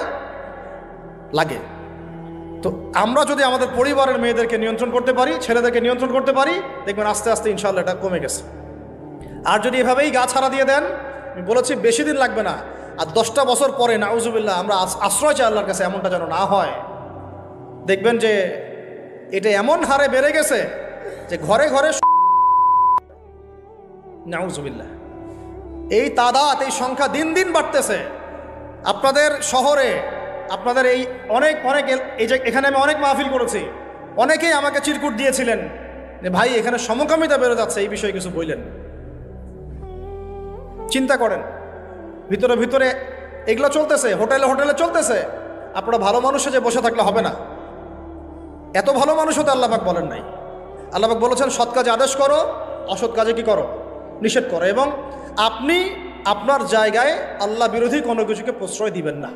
ব্যাস, সরকার কোথায় যায় যাক, প্রশাসন কি করে করুক, ওটা আমার দেখার দরকার নেই। আমি আমার জায়গা থেকে আল্লাহ এবং রাসূলের বিরুদ্ধে কোনো কাজ করব। সিম্পল। এই যে ইতিহাসটা ওরা জানতো না, এই সেন্ট ভ্যালেন্টাইন্সের ইতিহাসটা বলো, ওরা জানে? এই যে কত সালে এটা বাংলাদেশে আসছে, ওরা আসলে জানে? কে নিয়ে আসলো? দেখেন, ওটা বললামই, ওটা আনার পরে জেনা, ব্যভিচার, ফ্রি মিক্সিং, বাণিজ্য সব বেড়ে গেল। এটাকে কেন্দ্র করে কর্পোরেটরা এখন বাণিজ্য করতেছে। শুধুমাত্র এই দিবসে, শুনেন, আর এগুলো বলতে চাইনি, আমি বলতে বাধ্য হচ্ছি, শুধুমাত্র এই দিবসে কোটি কোটি টাকা, জানেন? এটা শুধু কয়েকটা কান্ট্রির পরিসংখ্যান। সারা বিশ্বের পরিসংখ্যান দিলে তো আপনার চোখ কপালে উঠে যাবে। কি হচ্ছে আর কি হচ্ছে না। যেখানে আল্লাহ রাব্বুল আলামিন বলছেন চোখ নিচু করো, কাছেও যেও না, ওটা তো কোরআনে পড়ে থাকলোই, ওটাকে লঙ্ঘন করে জেনা হচ্ছে, ব্যভিচার হচ্ছে, অবৈধ সম্পর্ক হচ্ছে, প্রচুর ধর্ষণ হবে কালকে। আর ধর্ষণ হলে আমি বলবো শুধু ছেলেটা দায়ী না, মেয়েরাও দায়ী আছে। তোমাকে মাহরাম ছাড়া কে বের হইতে বলছে? মাহরাম ছাড়া একটা মেয়ের হজ ফরজ না। মনে করেন আপনার ঘরে একজন মহিলা আছেন যার মাহরাম নাই, তার উপর হজই ফরজ হয় নাই।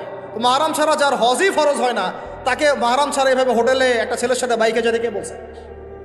বলেন, মাহরাম ছাড়া একটা মেয়ের সফর জায়েজ নাই, হজও জায়েজ নাই, হজ করার দরকারই নাই, সে ঘরে থাকবে, ওইটাই তার জন্য বেশি গুরুত্বপূর্ণ, ওটাই হুকুম আল্লাহ পাকের।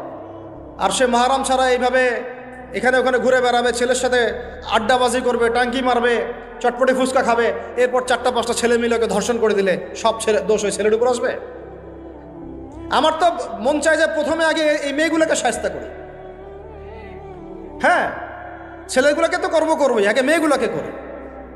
শুধুমাত্র ওয়াজ নসিহত করে কাজ হবে না, সবাইকে কঠোর হতে হবে। আপনি আমাকে বলেন তো দেখি, আপনার মেয়ে কোনো একটা ছেলের সাথে অবৈধ সম্পর্ক করেছে, আপনি কি এটা মেনে নেবেন? আপনারা যে কেউ হন, এখানে অনেক প্রশাসনের ভাই আছেন আমি জানি, ঊর্ধ্বতন কর্মকর্তাও আছে এখানে আমি জানি, এখানে আমার লেকচার রেকর্ড হচ্ছে এটা আমি জানি। আর আপনি আমাকে বলেন বা আপনার সিনিয়রদেরকে বলান এই কথাগুলো মেসেজ পৌঁছান, তাদের ঘরে যদি তাদের মেয়ে কোনো ছেলের সাথে অবৈধ সম্পর্ক করে তারা কি মেনে নিবে? তাদের মেয়েকে যদি কেউ ধর্ষণ করে তারা কি মেনে নিবে? আপনার ছেলেটা যদি সমকামী হয় আপনি কি মেনে নেবেন? আপনার বাসায় যদি কালকে একটা ছেলে এসে বলে যে আপনার মেয়ে এসে বলে যে বাবা আমি ওকে ভালোবাসি, ওর সাথে বিয়ে করার আগে আমি যৌন সম্পর্ক করে ফেলছি, আপনি কি মেনে নেবেন? আপনি যদি জানতে পারেন কালকে আপনার মেয়ে গর্ভবতী হয়ে গেছে, আপনি কি মেনে নেবেন? আপনি যদি জানেন কালকে আপনার ছেলে আপনাকে এসে বলছে বাবা আমি একটা ছেলেকে নিয়ে আসছি, ও ছেলেটা আসলে বাইরে ছেলে, ভিতরে ভিতরে মেয়ে, তাই আমরা বিয়ে করে ফেলছি, আপনি কি মেনে নেবেন? তো এটা নবী সাল্লাল্লাহু আলাইহি ওয়াসাল্লামের ফিলোসফি ছিল। একজন সাহাবী এসে বলেছিলেন ইয়া রাসূলুল্লাহ আমি ইসলামের সব মানতে প্রস্তুত আছি, খালি আমাকে জেনা করার অনুমতি দেন। নাউজুবিল্লাহ।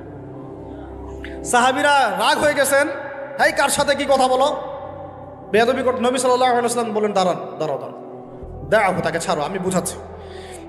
নবীজি তখন বললেন দেখো তুমি যে প্রস্তাবটা আমাকে দিলা, ইসলামের সব তোমার ভালো লাগে কিন্তু জেনা করতে চাচ্ছ, তো এখন বলো তো দেখি তোমার মায়ের সাথে কেউ যদি এমন করে তুমি কি রাজি হবা?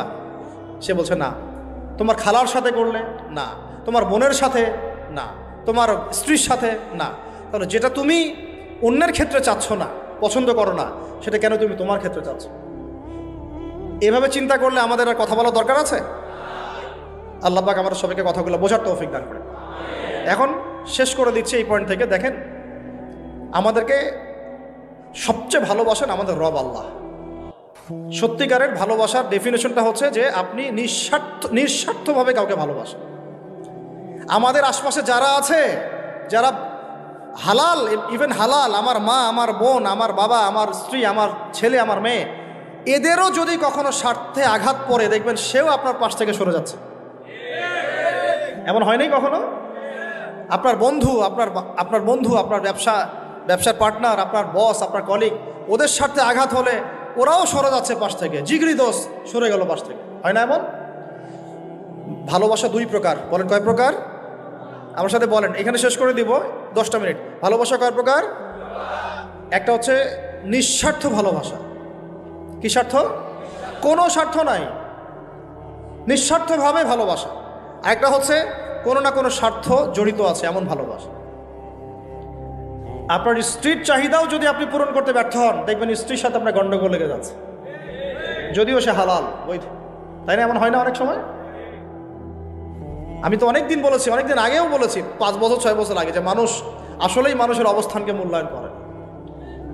ভিতর থেকে মানুষকে শুধু মূল্যায়ন করে আল্লাহ রাব্বুল আলামিন। না হলে কি হতো? এই যে এত অন্যায় আমরা করেছি, আল্লাহ পাক কি আমাদেরকে ছেড়ে দিয়েছেন, ফেলে দিয়েছেন, গজবে ধ্বংস করে দিয়েছেন? এই যে আল্লাহ পাক যে আমাদেরকে মহব্বত করেন, ভালোবাসেন, তার প্রমাণ এগুলো। আল্লাহ পাক চান যে আমরা যেন ফিরে আসি। আল্লাহ পাক বলছেন সারা দুনিয়ার সমান গুনাহও যদি সে করে ফেলে, আসমানের সমানও গুনাহ করে ফেলে, খালি তওবা করে ফিরে আল্লাহকে বলবে আস্তাগফিরুল্লাহাল্লাযী লা ইলাহা ইল্লা হুয়াল হাইয়ুল কাইয়্যুম ওয়া আতুবু ইলাইহি। আল্লাহ পাক বলছেন খালেস তওবা করলে গোনা তো মাফ করে দিবই, আগের গোনাগুলোকে নেকি দিয়ে পরিবর্তন করে দিব। ভালোবাসা না? আল্লাহ পাক সৃষ্টি করেছেন আমাদেরকে ভালোবেসে। কোরআন খোলেন, সূরা সদ পড়েন, সূরা সদের মধ্যে দেখবেন আল্লাহ বলছেন খালাকতু বিয়াদি মা মানাআকা আল্লা তাসজুদা খালাকতু বিয়াদাই, মানে তুমি ইবলিস কেন তাকে সেজদা করলা না যাকে আমি নিজ হাতে সৃষ্টি করেছি। এটা মহব্বতের বহিঃপ্রকাশ না? আল্লাহ আমাদেরকে নিজ হাতে সৃষ্টি করেছেন। আল্লাহ পাকের হাত কেমন এটা আমরা ব্যাখ্যা করতে যাব না, দেখেন হাতের অর্থ কি সেটাও ব্যাখ্যা করার তাউইল করার দরকার নাই। কোরআনে আসছে যেভাবে সেভাবে আমরা ঈমান রাখবো, ঠিক আছে ভাই? এখানে আবার অনেক তালগোল পাকায় ফেলে এবং বিভ্রান্ত হয়ে যায়, এদিকে যাওয়ার দরকার নাই। এখানে বোঝানো হচ্ছে আল্লাহ রাব্বুল আলামিন আমাদেরকে মহব্বত করে সৃষ্টি করেছে। এই পুরো সৃষ্টি জগৎটাই তো আল্লাহর মহব্বতের বহিঃপ্রকাশ। সব কিছু এত নিপুণভাবে চলতেছে, এটা মহব্বতের বহিঃপ্রকাশ না? আমি আপনাদেরকে নিয়ে যদি কোনোদিন কক্সবাজারের সৈকতে তারা দেখাতে পারতাম, তাহলে আমি বুঝাইতে পারতাম আপনাদেরকে যে এই মহাবিশ্বটা টিকে আছে কিভাবে। তারার মধ্যে একটা গাণিতিক ক্যালকুলেশন আছে যেটা সবাই জানে না। যারা একটু অ্যাস্ট্রোনমি নিয়ে পড়াশোনা করেছে তারা জানে। আপনার মানে মাথার বিবেকই উল্টায় যাবে যে এত সূক্ষ্মভাবে কিভাবে আল্লাহ রাব্বুল আলামিন এই মহাবিশ্ব সৃষ্টি করলেন। এক চুল এদিক ওদিক হলে পুরো বিশ্ব কায়নাত ধ্বংস হয়ে যাইত। এটা কি আল্লাহ পাকের মহব্বতের বহিঃপ্রকাশ না? আল্লাহ পাক তো বরং বলেছেন পুরো সৃষ্টি পরিবারটাই আল্লাহর আহাল, আল্লাহর পরিবারের অন্তর্ভুক্ত। সুবহানাল্লাহ। এমনকি আল্লাহ পাক আমাদেরকে বলেছেন তোমরা জমিনবাসীর সবার উপর রহম করো, ইরহামু মান ফিল আরদ ইয়ারহামুকুম মান ফিস সামা, তোমরা সবার উপর রহম করো, দয়া করো। দয়া রহম এটা তো মহব্বতের একটা অংশ। তোমরা সবার উপর দয়া করো, রহম করো, মহব্বত করো। এটা কি হবে? তাহলে আল্লাহ পাক আসমানে যিনি আছেন আল্লাহ পাক তোমাদের উপর রহম করবেন ইনশাআল্লাহ। আমরা সেই মহান সত্তার ভালোবাসার থেকে বের হয়ে হারাম এই যৌন ভালোবাসার দিকে যাওয়ার চেষ্টা করছি। আসলে এটা ভালোবাসা না, যৌনতা, এর দিকে যাওয়ার জন্য এইসব করছি। আল্লাহ পাক আমাদেরকে মাফ করে যেন হেদায়েত দান করেন। আল্লাহ পাক কত ভালোবাসেন এটা নিয়ে বলতে গেলে আজকে রাত শেষ হবে। দেখেন আল্লাহ রাব্বুল আলামিন আদম আলাইহিস সালামকে সৃষ্টি করেছেন, করে সমস্ত নাম শিক্ষা দিয়েছে। নাম মানে হলো ইলম। নাম মানে কি? ভালো না বাসলে আল্লাহ পাক কাউকে সবচেয়ে সেরা কিছু দান করেন। সূরা ৩ আল্লাহ পাক কি বলেছেন? ওয়া তিন ওয়া যাইতুন, এগুলো শপথ করে লাকাদ খালাকনাল ইনসানা ফি আহসানি তাকওয়িম, মানুষকে সবচেয়ে শ্রেষ্ঠ কাঠামো আল্লাহ পাক দিয়েছে, দেন নাই? তো কাউকে যদি মহব্বত না করা হয় তাকে আপনি সবচেয়ে সেরাটা কি দিতে পারবেন? আল্লাহ পাক আমাদেরকে মহব্বত করেন, ভালোবাসেন, এবং আল্লাহ চান আমরাও যেন তাকে মহব্বত করি, তাকে ভালোবাসি। এবং আমরা যদি কাউকে ভালোবাসি আল্লাহর জন্য ভালোবাসবো, কাউকে ঘৃণা করি আল্লাহর জন্য ঘৃণা করি। মহব্বতও আল্লাহর জন্য, ঘৃণাও কার জন্যে? আল্লাহর জন্য। আল্লাহ পাক সমস্ত ইলম শিক্ষা দিলেন, এটা কি ভালোবাসার বহিঃপ্রকাশ না? নূহ আলাইহিস সালামের কওম দীর্ঘদিন আল্লাহর কথা শোনে না, আল্লাহ পাক সবর করলেন, ধৈর্য ধরলেন, গজব দিলেন না, শেষ পর্যায়ে গিয়ে আযাব দিয়েছেন। এই যে আল্লাহ পাক সুযোগ দেন, সময় দেন, এটাকে আল্লাহ পাকের ভালোবাসা, দয়া না? এরকম প্রত্যেকটা কওমের ক্ষেত্রে হয়েছে। আমি তো ফিল করলাম এই ভালোবাসা নিয়ে ঘাটাঘাটি করতে গিয়ে যে আসলে আল্লাহ পাক যে আমাদেরকে সবচেয়ে বেশি মহব্বত করেন তার সবচেয়ে বড় নিদর্শন কি জানেন? আমাদের কাছে আল্লাহ রাব্বুল আলামিন আল কোরআনের মতো কিতাব নাজিল করেছেন, আর আমাদেরকে আল্লাহ পাক নবী মুহাম্মদ সাল্লাল্লাহু আলাইহি ওয়াসাল্লামের উম্মত বানাইছেন। আল্লাহ পাক যে নবী মুহাম্মদ সাল্লাল্লাহু আলাইহি ওয়াসাল্লামকে এই দুনিয়াতে পাঠিয়েছেন না, এটাই সবচেয়ে বড় মহব্বত, সবচেয়ে বড় রহমত। কারণ তার সুন্নতে এমন কিছু নাই যেটা আপনি খুঁজে পাবেন না। আর তিনি আমাদেরকে যে মহব্বত করতেন, মুহাম্মদ সাল্লাল্লাহু আলাইহি ওয়াসাল্লাম আমাদেরকে যে মহব্বত করতেন, তিনি আমাদেরকে বলতেন যে আমরা তার ভাই। আমরা তার কি ভাই? মানে কি মায়ের পেটের ভাই? এটা বোঝানো হয় নাই। একটা হাদিসে তিনি বলেছেন আমি তো পিতৃতুল্য, তার মানে কি সত্যি সত্যি বাবা সন্তানের সম্পর্ক? রুহানি পিতা। তিনি কি ইমাম নন? তিনি ইমাম, তিনি নেতা, তিনি আমাদের শিক্ষক, তিনি নবী। তো তিনি আমাদেরকে যে মহব্বত করতেন, তিনি একদিন বলছিলেন নবী সাহাবীদের সামনে, কাশ আমি যদি আমার ভাইদেরকে দেখতে পেতাম। সাহাবীরা বলছেন ইয়া রাসূলুল্লাহ আমরা কি আপনার ভাই না? তখন নবীজি বলছেন না, তোমরা আমার সাহাবী, আমার ভাই তারা যারা আমাকে না দেখেই আমার প্রতি ঈমান নিয়ে আসবে। আর তিনি আমাদেরকে মহব্বত করেন না? তিনটা দোয়া করার সুযোগ দিয়েছেন আল্লাহ পাক প্রত্যেক নবীকেই, সব নবীকে। এই অনেকে বলে 1,24,000, কেউ 2,24,000 বলে, সংখ্যাটা কত আল্লাহ ভালো জানেন। প্রত্যেক নবীকে আল্লাহ পাক 3টা দোয়া করার সুযোগ দিয়েছেন। কয়টা ভাই? সবাই দুনিয়াতেই 3টা দোয়া করে ফেলছে। নবী সাল্লাল্লাহু আলাইহি ওয়াসাল্লাম স্পেশাল একটা দোয়া, ভুল বললাম, এখানে একটু ভুল হয়ে গেছে। 3টা দোয়া না, প্রত্যেক নবীকে আল্লাহ পাক একটা দোয়া করার চান্স দিয়েছে। কয়টা ভাই? এমন একটা দোয়া যেটা করলে আল্লাহ পাক কবুল করবেনই করবেন। করলে আল্লাহ পাক কি করবেন? অবশ্যই কবুল করবেন। নবী সাল্লাল্লাহু আলাইহি ওয়াসাল্লাম বলছেন যে সমস্ত নবী এই দোয়াটা পৃথিবীতে করে ফেলেছে, তো আমি এই দোয়াটাকে মুলতবি রেখেছি যে কাল কিয়ামতের মাঠে আমি আমার উম্মতের জন্য সুপারিশ করব ইনশাআল্লাহ। এবং নবী সাল্লাল্লাহু আলাইহি ওয়াসাল্লামের সুপারিশে বহু কবিরা গুনাহগার মুসলমান যারা জাহান্নামের ফয়সালা হয়ে গেছে তাদেরকে আল্লাহ পাক কিছুটা শাস্তি ভোগ করালে হলেও আবার জান্নাতে নিয়ে আসবেন ইনশাআল্লাহ। তো তিনি আমাদেরকে মহব্বত করেন না? করতেন না? চিন্তা করেন তাহলে আমরা তার দিনকে কি মহব্বত করলাম, আমরা তার হুকুম হাকামের বিধিবিধান সুন্নতের কি মহব্বত করলাম, চিন্তা করেন। একটা হাদিসে নবীজি স্পষ্ট করে বলছেন এটা আমাদের জন্য একটা কষ্টি পাথর। এটা একটা কি কষ্টি পাথর। তিনি বলছেন লা ইউমিনু আহাদুকুম, তোমাদের মধ্যে কেউ মুমিন হইতে পারবে না। কি হইতে পারবে না? মানে প্রকৃত মুমিন হইতেই পারবে না তোমরা। হে আমার উম্মত, তোমাদের মধ্যে কেউ প্রকৃত মুমিন হইতেই পারবে না যতক্ষণ না হাত্তা আকুনা আহাব্বা ইলাইহি মিন ওয়ালিদিহি ওয়ালাদিহি ওয়ান নাসি আজমাইন, যতক্ষণ না আমি মুহাম্মদ সাল্লাল্লাহু আলাইহি ওয়াসাল্লাম তোমাদের কাছে নিজের কি সন্তান, নিজের বাবা মা এবং সমস্ত মানব জাতির থেকে বেশি প্রিয় না হচ্ছে। হাদিসটা আবার বলি, নবীজি বলছেন কেউ ততক্ষণ পর্যন্ত প্রকৃত মুমিন হতে পারবে না যতক্ষণ না আমি মুহাম্মদ সাল্লাল্লাহু আলাইহি ওয়াসাল্লাম তার কাছে তার সন্তান, তার পিতা, এমনকি সমস্ত মানব জাতি থেকে বেশি প্রিয় না হচ্ছে। আর আমরা যারা আগামীকালকে এইটার প্রিপারেশন নিয়েছি, আসলে কি আমাদের কাছে নবী প্রিয় বেশি না আমাদের দুনিয়ার স্বার্থ বেশি প্রিয়? যারা এগুলো করবে তাদের কাছে কি সত্যিই নবী প্রিয়? তাহলে তারা করতে পারতো না। যদি নবী আমাদের কাছে সবচেয়ে বেশি প্রিয় না হয়, আমরা মুমিন হতে পারছি না। আর যাদের কাছে নবী প্রিয় তারা কখনো এমন হারাম কাজে যেতে পারবে না। যারা যাচ্ছে তারা কখনোই নবীকে ভালোবাসে না, কোশ্চিনকালেও না। শোনেন, উমর রাদিয়াল্লাহু আনহুর নাম শোনেন নাই? বললে অনেক কথা ভাই, অনেক কথা, কোনটা রেখে কোনটা বলি। উমর রাদিয়াল্লাহু আনহু একদিন এসে বলছেন খলিফাতুল মুসলিমিন, মুসলিমদের তিনি খলিফা, জান্নাতের সুসংবাদপ্রাপ্ত 10 জন সাহাবীর একজন। জান্নাতের সার্টিফিকেট পেয়েছেন পৃথিবীতে কয়জন সাহাবী? একটা হাদিসে একসাথে 10 জন, ওই 10 জনের অন্যতম একজন, যিনি এমন শাসন ব্যবস্থা পৃথিবীতে প্রতিষ্ঠা করেছিলেন যার মতো মিসাল এখন পর্যন্ত পৃথিবীতে আর দেখা যায় নাই। একটা হাদিসে আসছে যে রাস্তা দিয়ে ওমর হাঁটে ওই রাস্তা দিয়ে শয়তান হাঁটে না। কি বুঝলেন? শয়তান যদি দেখে ওই যে ওমর, ও আর ওই যাবেন ওই রাস্তা। এই হচ্ছে ওমর ইবনুল খাত্তাব। আমার পরে কোনো নবী নাই। নবীজি বলছেন আমার পরে কোনো নবী নাই, লা নবিয়্যা বা'দি, আমার পরে কোনো নবী নাই। যদি হতো তাহলে ওমর হতো, যদি হতো তাহলে ওমর হতো। অন্য একটা হাদিসে আসছে আমার পরে কোনো নবী নাই, তবে তুমি আমার, এটা অন্য সাহাবী সম্পর্কে, আলী ইবনে আবি তালিব সম্পর্কে, তুমি আমার জীবনে তেমন মূসার জীবনে হারুন ছিল যেমন। এটা হচ্ছে আলী ইবনে আবি তালিব।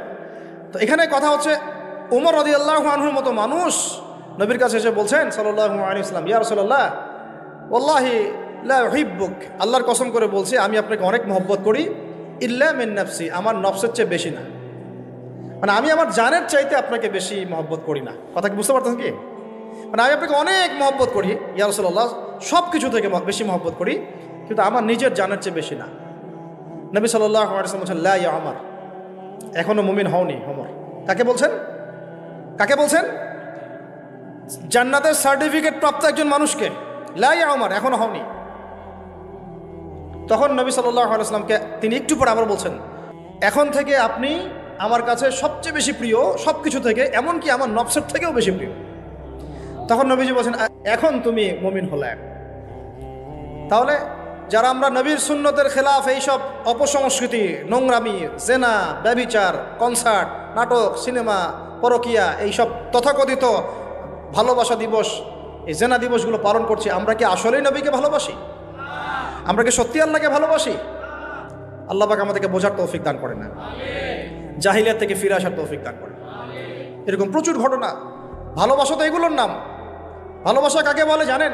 সাহাবীরা বাসায় যেতেন, আবার দৌড় দিয়ে আসতেন নবী সাল্লাল্লাহু আলাইহি ওয়াসাল্লামের চেহারাটা একটু দেখার জন্য। এটা না ভালোবাসা।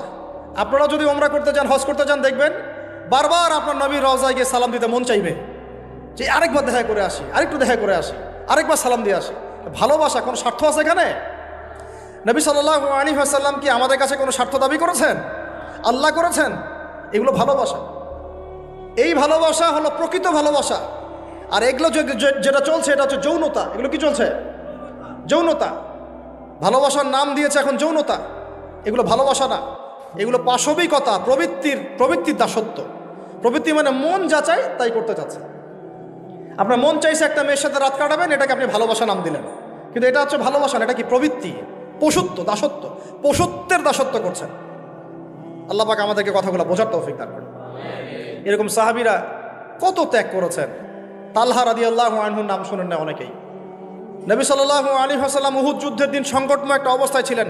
তালহা রাদিয়াল্লাহু আনহু একা নবী সাল্লাল্লাহু আলাইহি ওয়াসাল্লামকে ঢাল হিসেবে পিঠ পেতে দিয়ে আসেন, উনার দিকে কোনো তীর যেন আসতে না পারে। শেষে দেখা গেল তার গায়ের মধ্যে 40 থেকে 50টা তরোয়ারের আঘাত আছে, তীরের খোঁচা আছে, বর্ষার খোঁচা আছে। এই অবস্থায় তিনি নবীকে কাঁধের মধ্যে নিয়ে উহুদ পাহাড়ে উঠেছেন নবীকে সেভ করার জন্য। এটা ভালোবাসা। এটা কি? কোন স্বার্থে? কিসের স্বার্থে? দুনিয়ার স্বার্থে? জান্নাতের স্বার্থে। একজন সাহাবী বাড়ি নির্মাণ করেছেন, তো নবী সাল্লাল্লাহু আলাইহি ওয়াসাল্লাম দেখে একটু খালি মানে হয় না, তুমি কে, কার বাড়ি এটা? বললেন আচ্ছা অমুক সাহাবীর বাড়ি। নবীজি একটু ভ্রু কুঞ্চিত করলেন, পছন্দ করলেন না, কিছু মুখে বলেন নাই, মুখে কিছু বলেন নাই, খালি একটু অসন্তুষ্ট হয়েছেন, এক্সপ্রেশন দেখতে বোঝা যাচ্ছে। তখন ওই সাহাবীকে জানানো হলো, তোমার বাসার সামন দিয়ে তো আল্লাহর নবী সেদিন হেঁটে গেলেন, তারপরে আমার বাসা দেখে, তোমার বাসা দেখে আল্লাহ নবী সাল্লাল্লাহু আলাইহি ওয়াসাল্লাম তো অসন্তুষ্টি প্রকাশ করেছিলেন, মুখে কিছু বলেন নাই, এক্সপ্রেশন ছিল একটু অসন্তুষ্টিমূলক। 3 দিনের মধ্যে সেই বাড়ি ভেঙে গুড়িয়ে দিয়েছে। যেই বাসা দেখে আল্লাহ নবী সন্তুষ্ট হন না, আমি বাসা রাখবই না। ভালোবাসা কিসের জন্যে? কার জন্যে? কার স্বার্থে বলেন? আল্লাহর জন্যে, জান্নাতের জন্য, আল্লাহর স্বার্থে, আল্লাহর জন্যে। কতগুলো বলে শেষ করবো আপনাদেরকে। সাদ বিন আবি ওয়াক্কাস রাদিয়াল্লাহু আনহু উহুদ যুদ্ধের দিন এইরকম করে তীর নিক্ষেপ করছেন। আল্লাহ নবী বলছেন, ইয়া সাদ, হে সাদ, তীর ছুড়ো, তোমার জন্য আমার পিতামাতা কুরবান হোক। আশপাশে 9 জন ছিল, তার মধ্যে একজন করে শহীদ হতে শেষে 2 জন বেঁচে থাকলো, সাদ বিন আবি ওয়াক্কাস, তালহা বিন উবাইদুল্লাহ রাদিয়াল্লাহু আনহু। এগুলো তারা কেন করেছেন? ভালোবাসার জন্যে। ভালোবাসা এগুলোর নাম। কতগুলো বললে শেষ করবো আপনাদেরকে বলেন। নবী সাল্লাল্লাহু আলাইহি ওয়াসাল্লামের কাছে একজন সাহাবী আসেন ইসলাম কবুল করতে এসে হাতের মধ্যে কিছু বালা, আংটি থাকে না, এগুলো ছিল। এগুলো খুলে ফেলে দিয়েছেন নবী সাল্লাল্লাহু আলাইহি ওয়াসাল্লাম, খুলে ফেলে দিয়েছেন। তো একটা খুব দামি সোনার আংটি ছিল। ফেলে দেওয়ার পরে অনেকে বলছে, তুমি তো এখন মুসলিম হয়েছো, ইসলাম কবুল করেছো, তো আচ্ছা ঠিক আছে, ওইটা না হয় নবীজি পড়তে নিষেধ করেছেন, তুমি ওইটা নিয়ে বিক্রি করে দাও, বিক্রি করে না হয় ওই টাকা দিয়ে অন্য কিছু করো। উনি বলছেন, কখনো না, আমার হাত থেকে আল্লাহ নবী খুলে একটা জিনিস ফেলে দিয়েছেন, আমি সেটা আবার নিতে যাব? কিসের জন্য এগুলা? এটা ভালোবাসা, মহব্বত। আল্লাহ পাক এটাই কোরআনে বলছেন যে কুল, হে নবী আপনি বলে দিন, ইন কুনতুম তুহিব্বুন আল্লাহ, তোমরা যদি আল্লাহকে মহব্বত করেই থাকো, আল্লাহকে সত্যিকার অর্থে ভালোবেসেই থাকো, ভালোবাসা দাবি করেই থাকো, ফাত্তাবিউনি, তাহলে নবীর আনুগত্য করো, ইউহিব্বুকুমুল্লাহ, তখন আল্লাহ তোমাদেরকে ভালোবাসবেন, ওয়া ইয়াগফির লাকুম যুনুবাকুম, তোমাদের সব গুনাহ আল্লাহ মাফ করে দিবেন, আল্লাহু গফুরুর রহিম। এই হলো ভালোবাসা। ভালোবাসা মানে কি? ভালোবাসা মানে হচ্ছে আসসামু ওয়া তাআ, আমি নবী এবং আল্লাহ এবং তার রাসূলের কথা শুনবো এবং আনুগত্য করব, শুনবো, এবং এর নাম ভালোবাসা। শুনবো, আনুগত্য করব। তাহলে আমরা কি শুনবো, কি আনুগত্য করব? আমাদেরকে প্রথমে কোরআন পড়তে হবে, কোরআনের অনুবাদ জানতে হবে, কোরআন অনুযায়ী জীবন করতে হবে, 5 ওয়াক্ত নামাজ পড়বো ইনশাল্লাহ, হালাল খাবো, যাকাত দিব, রমজানে সওম রাখবো, নবীর সুন্নাহ অনুযায়ী জীবনযাপন করব, এবং সুন্নাহ বিরোধী, কোরআন বিরোধী, ইসলাম বিরোধী কোনো কাজে আমি লিপ্ত হব না। এই তো ভালোবাসা। এই ভালোবাসা যদি বহিঃপ্রকাশ ঘটাতে আমরা ব্যর্থ হই, নিজেও ধ্বংস হব, পরিবারও ধ্বংস হবে, আমাদের পরের প্রজন্মও ধ্বংস হবে, সমাজও ধ্বংস হবে। আল্লাহ পাক আমাদেরকে বোঝার তৌফিক দান করে না।